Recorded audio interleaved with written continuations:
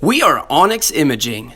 We are the highest rated and most reviewed printer service center in Oklahoma. Hey there YouTubers, it's your girl Brett over here at Onyx. In this video, I'm going to show you how to replace your ink cartridges in an HP OfficeJet 9020 printer.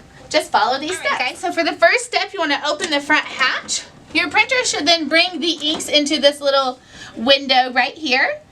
So then you pick whatever color you're needing to replace. You click on it, it'll then pop it out, and you can unbox your new one, put the old one to the side so you don't get them mixed up, and then press back in for it to stick in there, and then you should be good to go. Alright, that's it. You successfully changed your ink cartridge on your OfficeJet 9020 printer. Thanks for watching our video and have a great day. Thank you for watching.